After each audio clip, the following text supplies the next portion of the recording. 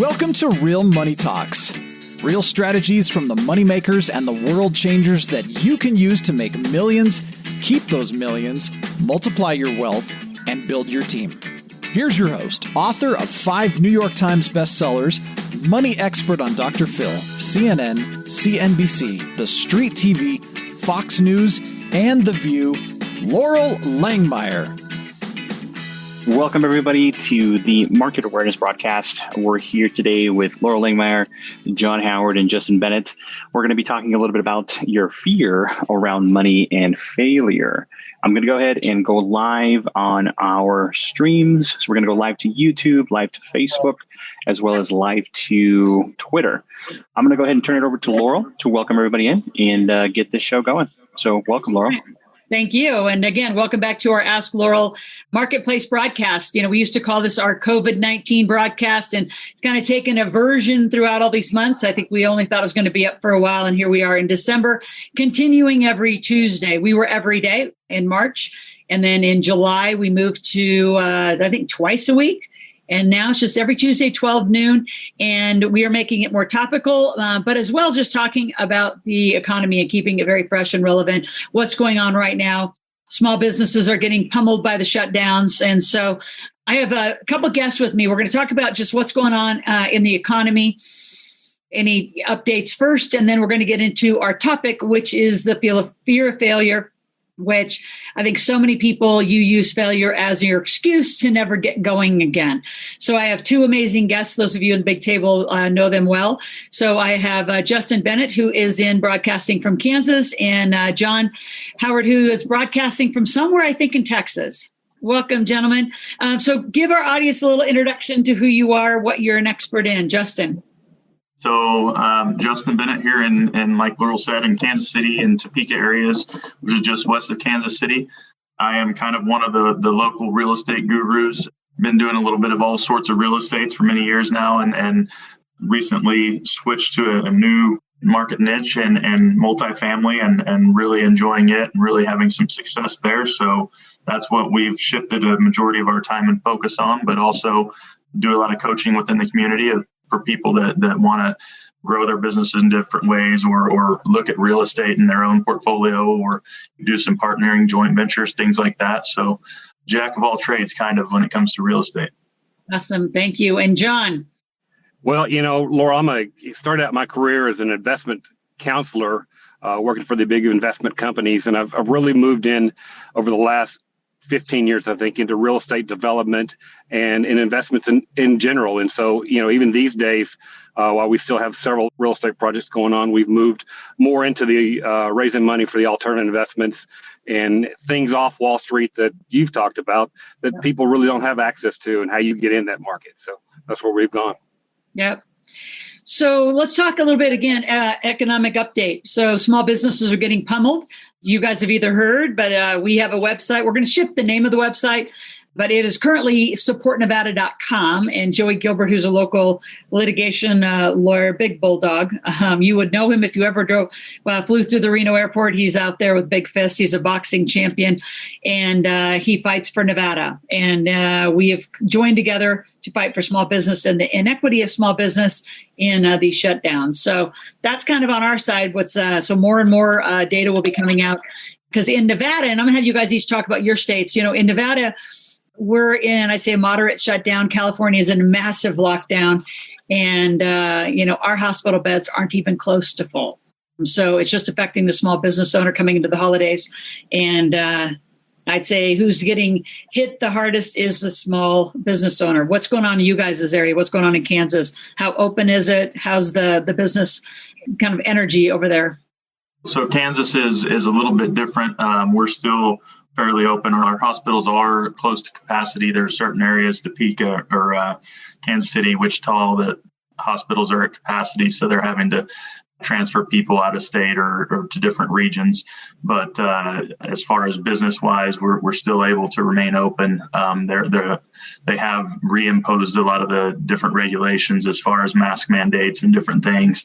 And for whatever reason, I guess you can't get COVID before 9 o'clock. So now the bars and restaurants must close at 9 o'clock so that we don't spread COVID after that for whatever reason. So on the Kansas side, that's kind of where we're at. On the Missouri side, it's kind of city by city. Kansas City is a lot more strict in their rules and regulations than many of the other places. We can go down to Lake of the Ozarks where we have a lot of our vacation rentals, and we can go wherever we want without a mask. There's not even signs on the doors that masks are required, even though supposedly that's a regulation, but they just don't impose it. And then, Kansas City on the exact opposite end of the spectrum is everywhere you go. I mean, you might as well just leave it on, because if you're on the sidewalk, you need it on. If you go in the restaurant, you need it on everywhere except for at your table. So it's kind of crazy the way it is. The small businesses, I feel like they're the ones that are a little more lenient on the rules and then not hounding you all the time, because obviously they're not government owned. They're not government controlled. They're not big corporations. And it's just awesome. Like our country club here in Topeka, we don't even have to have our mask anywhere. Like it's just a whole different world when you're talking small private owned businesses. So It's a great fight you're fighting. Yeah. Well, and I'm just seeing some of this, Anita, I love your sarcasm. You can't catch it at Walmart or Costco either. And, I fly. I'm flying this weekend. I've had 2 trips. I've had one to go see you in Kansas, Justin, and bring in our big table. And I have flown to Boise and I've gone back and forth there. As my husband's on a work visa and we're building a lot with the Kristovich group up there. And we had a big table up there. Other than that, the only place I go on a regular basis is Georgia, which is one hell of a flight. And it's interesting because I can name the airlines that have 3 seats across. There's only one airline. I would say Delta's the only one who keeps you separate. Everybody else, you got 3 seats across. Everybody's packed. You can't get it there, though. Like you said, Justin, after 9 p.m., I mean, the hypocrisy of these rules is driving all of us crazy. And again, the small business owners getting pummeled. I mean, why can Walmart and their, I'm going to say it, shitty little hair salon and nail salon get to stay open when the spa that most people in our community would want to go to have to shut down because of their size? So it's really an economic injustice fight we're fighting. And we're going to go county by county and do a class action lawsuit, county by county. The counties are going to sue the governor of the state, at least to some level of open. So are we going to get fully open? I doubt we're going to win that fight, but that's what we're going for, and probably will settle somewhere in the middle. So if we can crack this code, then hopefully other people can follow along and do something similar to at least keep businesses alive. I mean, the new statistic, 50% of, can you imagine how many of you been into New York? Yes or no? Yes, I love New York. You still love New York, I'd say that. 50% of the bars and restaurants are predicted to close in Q1 if this doesn't stop. So I can't even imagine, that would even happen. John, what's Texas like? And again, you're probably speaking from a couple places because you actually live in Houston and on your way, up north. What's it like? Is there a big variance, I guess, as you travel across? There really is. We do most of our real estate business in Austin, Texas, and it's closed down. You go up there, they want 6 feet social distancing, have your mask, everything where you go around. You walk in a store and people, they hound you about it. I live just north of Houston, and yesterday I read in a county of 500,000 residents, we have 4,000 cases, active cases. And so I go out every night just to dinner just so I can support my local restaurants, just so that they stay in business. They're 50% open. They're actually 75% capacity now. There is a mask mandate statewide, but it's kind of a follow if you want to and follow and don't if you don't. And so, and then up in Dallas, it's kind of a mix in between, just kind of where you go up there. So it's a little different everywhere you go, but we continue to go through and to support our small businesses. I see so many of my friends are small business owners, and they're just hurting. Yep. They need some relief. They need to get open so they can keep their non-essential business. Yep, and I would actually make a big shout out to that. Don't buy on Amazon unless you absolutely have to. They're the ones winning the most, right behind that Walmart, Target. And, it might be easier, but you got to think if you're a small business owner, you going for ease or are we going for economic justice. So somebody said, it's Oregon. By the way, the states aren't going to fight. They've already made their claim. This is going to have to be the small business owners and doing something like we're doing. So we'll see how we go, how it works. We've been meeting pretty regularly about it. We are going to change our name. I had not funny feedback. It was interesting. I would have never thought supportnevada.com. They thought it was like a fundraiser, like a GoFundMe. I'm like, no. So we got to get rid of that name. We're going to do something, like Open Nevada. So we bought a few URLs. So right now it's over there. We'll redirect as we get a better URL that says more about what we're doing on this fight. So that's some of the stuff that's out. Just, stay tuned. We're going to keep some of this obviously out of my MIT group and some of our groups, but we'll be bringing it over as Joey and I form a Facebook group around this. And it'll be very local for each of you. But I think the only way we're going to band together and support each other in small business is to watch what others are doing. If you find some success, borrow some out of their playbook.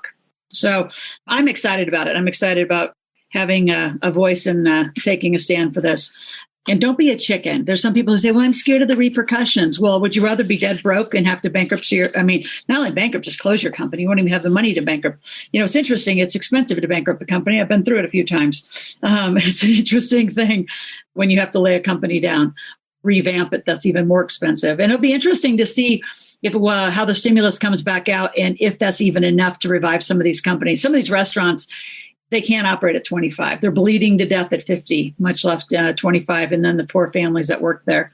So we will always take that stand and just continue to stay tuned watching. Again, we'll keep bringing it live on our broadcast 12 noon every Tuesday. Let's switch gears, though. We have a kind of a campaign going on called Money Life with Laurel. And a lot of this comes out of our AskLaurel.com questions. And we've been posting. A lot of people have a lot of fear these days. And I know John and I for sure. I think we were in Kansas, actually, Justin. You might have been on stage. I looked at you, John. I think we might have been sitting together. And I said, we should write a book called, Failing Our Way to Millions. Because failure is water. It's like you got to drink it, you're going to have it. It's like we don't have a lot of energy around it. Does it hurt a little bit every once in a while? Yeah, but we keep moving on. So let's just share a few failures, just kind of get the conversation going. And those of you out in the chat, what are some of your biggest failures? And think about the ones that have you not get going again. 2008, 9, and 10, since we're all three in real estate, I'll start with that one. A lot of people that have still not recovered, and we're, 10 years past that. And they got pummeled in 2008, 9, and 10 and have never gone again. I could name them by name, dozens of people who won't go again from something that happened 10 years ago. As far as failing, projects consistently fail, and call them failure or just call them an outcome for the day that's what had happened.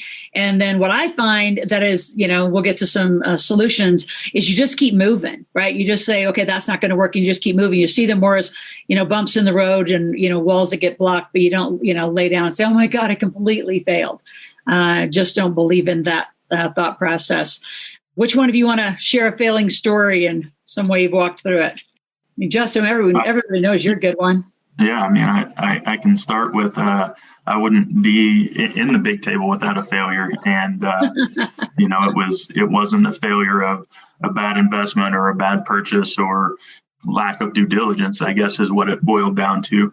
Not understanding how we really play in this space in these times, and it was. My business. I had a business that I left a big, nice corporate job for in order to be part owner of a company that was doing everything it was supposed to. It was very successful. We were having a lot of luck, and then I lost my business partner. And because of the lack of preparation and proper due diligence, I didn't own that business anymore. And that's why I left the job I left was to own it. So my failure was not planning and putting the right steps in place as far as in the event of that catastrophic loss of a business partner. I had nothing, and I came to the community to save that business. I was able to do that, and since I've had a few more failures, but a lot more successes. And one of the beautiful parts about this community and all the things that we learn and share with each other is even though we fail, people like this. Other investors, other community members that think the way you do or think outside the box and bounce ideas off of each other, it's easy to make up for some of these failures. If we take a step and miss one step, then the next step we take two steps. And so it's amazing what you can achieve through all the different networking within this community. We're very blessed in the aspect of, at any point, we have the ability to control our own destiny. And what I mean by that is, in my old corporate job, I had a nice paycheck and I could qualify for a lot of different bonus, different ways. But if I ever needed to go out and make $120,000 for some reason, because I wanted to buy something else, that was impossible. I was going to have to make it work in my budget. I was going to have to try and figure out what I could sell, what I could do different, what I could, change about my life in order to do something I wanted, versus if I want something, I just figure out how to go do it. So it's amazing now within this community, seeing that failures aren't an end all, seeing that doesn't set you back to the point of no return. It's just, a minor speed bump as we really consider it these days. John, what about you? Well, when we started talking about this subject, I had to start thinking about, because I have an innate ability to just block things out of my mind. So, many of those failures, I don't even think about anymore. As I started thinking about it, I've lost 6-figure losses 3 times in my life. And the last one was a hotel that we lease option to purchase. And, it's kind of one of those things. I went in, I was last in the investor group. The lead investor was very wealthy, and I had missed out on an opportunity to get in with them before for future business. And this came along, and I jumped at it. And I thought they had done their due diligence, and they hadn't. And so when we get into it, it turns into a wreck. And so, we spent trying to get that fixed with the guy that was in charge of everything. He dropped out, and so I spent the next 4 months driving 3 hours one way every week, starting to run this hotel. And brought in a group. And so we continued. And what I always like to say is sometimes you just have to drop back 10 yards and punt. And so the lead investor got tired of putting up the money, and we dropped back 10 yards and just walked away from it at the end of the day. But I learned so many valuable lessons from that, and keeps me going today. So the blessing in all of it is that because of the way we do things and all the things that you talk about, next year I got a nice tax refund from that loss. So I was able to carry forward and go on to the next. And we've had several successes since then. But, one of the things I always like to think about is that when people tell me they want to get into what we do, is that, one piece of advice I always tell them is things never go exactly like you think they're going to go. Ever. It's always changing. You have to be able to adapt. Yep. And so let's talk about some of the, I'm going to say, the skill sets or the character. I mean, what you've got to have to just live through it. To me, I always say, part of it is you got to have a vision or, a mission bigger than yourself. So you've got to have such a commitment to win. And I'm going to say win at all costs, because you've got to be smart whether you want to lay the project down or totally adjust the project. But I like, John, like you said, the adaptability, the flexibility. And I'm going to say on the other side, the creativity. Like, I look at our Hawthorne project, right? I've had those marijuana licenses for years now. And it was a year ago, August, that I said no to the current team, put the brakes on, and then rerouted to a new team. You guys have all met Ryan and his team now.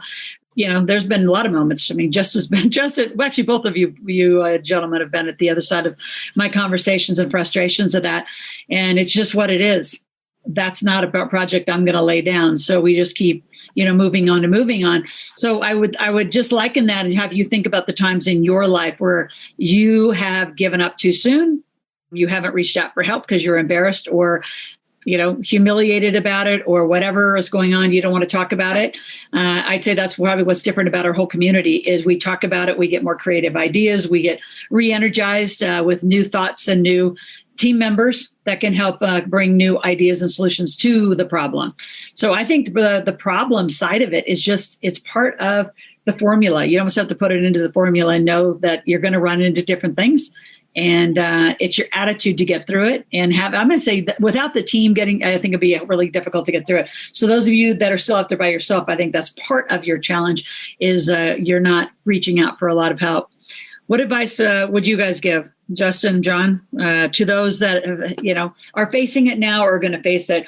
I think part of our agenda in talking to you this way is to let you know it's normal. I mean, nobody has any judgment about whatever you're going through. But if you're not talking to us about it, we can't help you.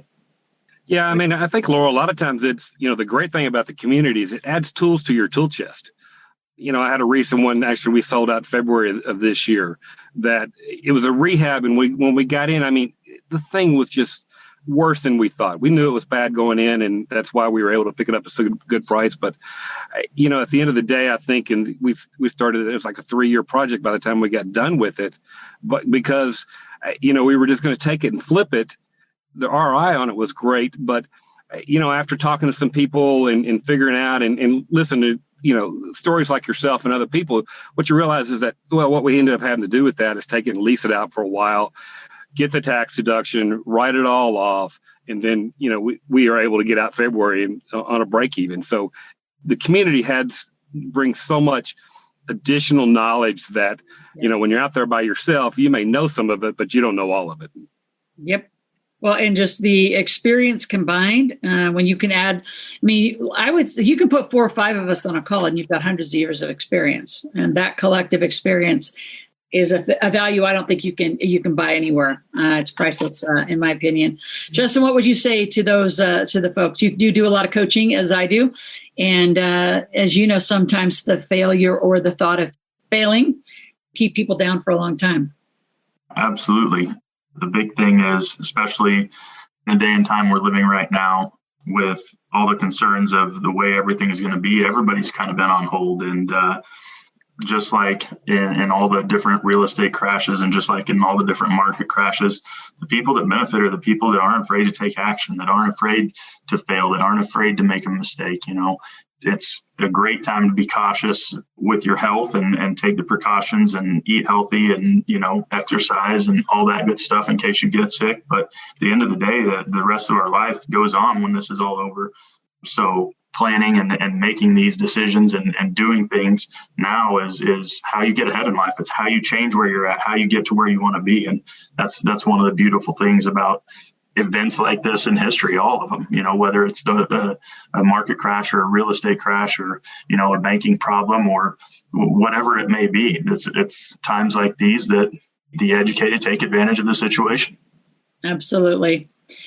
So before we roll, because I know you guys are busy and appreciate you taking your time, update us on what's your most exciting project you're working on. So Justin, what are you working on? So currently we actually have you spoke of the field trip that we had out here I guess it was a little over a month ago now.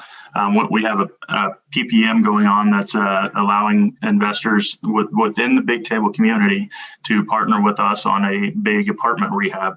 We've got a 155-unit apartment complex that identified as our first project, and we are in process of closing on it. It's ultimately just that the story is we will create a little over $2 million in equity in basically under 12 months. So projects like this is what we're focused on. If you want details about that and you're a community member, please reach out, let Damon know, and we can show you how we're going about this, how we create this, how we work with other investors to make things like this happen. And John, what's new? What are you working on? Well, Laura, I've always got my real estate stuff going on, but we really have got moved. What's really exciting for me is I'm really starting to help a lot of my friends and family that don't have this off Wall Street stuff. So whether it's the Hawthorne project you were talking about earlier, or there's some drug rehabs and some really interesting projects. Justin's project is one we talk about often going on, yep. But we're raising money with them, bringing them into this world. Yep, absolutely. And so those of you, if you're not in the Big Table, it's the place to be. It's where the full conversation, the full integration of the matrix for a lot of you that you've seen gets to happen. And so it's a lifetime deal. I think a lot of you, if you don't know about it, Steve, if you want to put a few links in the chat, those of you in the Big Table, we are meeting on the 16th. It's actually a 2-day event, but it's spread out in 21 days. So December 16th all day from 10 to 6. And then January 6th from 10 to 6. And so make sure you get signed up. Steve, are you out there? Yep, I'm going to post that right now. Perfect. So do the Big Table link for the 16th and the 6th. That's 21 days apart. And even those of you who've been around for a while, we got some cool new stuff. Steve, Damon, and I have been working on. It's a resource sequence page. It's really laying out what we think the first 90 days should be. For many, it could be a checklist of have you done all these things and some of the most important activities that need to get done. year by year by year, quarter by quarter. So that'll happen on the 16th. And then we're going to have a big alternative investing panel and talk about due diligence and money rules and how do you look at projects? How do you look at markets? How do you look at deals? So that's coming up on the 16th. And then the 6th will be, because that's more foundational on the 16th. The 6th then will be all marketing, sales, business development, and making money. So that's going on for the big table, folks. And then on the 15th and 5th, those of you not in the big table, there will be a version of that. So this 12 o'clock broadcast, we're going to be doing what's called New Year, New You. How do you complete 2020? And then how do you stage for a big 2021 on January 5th? So 15th and the 5th go together, 16th and the 6th go together, depending on where you are as a client. Big stuff, fun stuff, and new for a lot of you. New material that you have never seen us cover unless you've been with us for a decade. So looking forward to that. John and Justin, appreciate your time. Thank you, guys. Have a great day. Let me know how the Ford dealership goes. Take some pictures. Post them and we can post I will. them. Yeah, and they'll post them out on Facebook. That'd be awesome. Thanks, you guys. We'll get it out there for you. All right. Thanks, guys. We'll see y'all later. Yeah.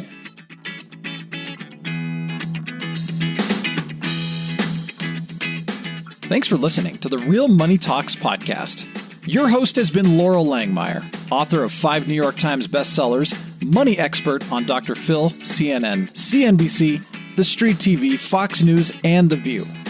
Want to learn more about off-Wall Street investing, tax strategies, and multi-million-dollar business strategies? Visit liveoutloud.com/podcast for past episodes, show notes, and resources. For some special wealth-building gifts only for Laurel's podcast listeners, visit liveoutloud.com/podcast gifts. Do you have a burning question for Laurel? Visit asklaurel.com to submit your question, and it may just be covered on a podcast episode. So stay tuned and be sure to subscribe to get new episodes every week.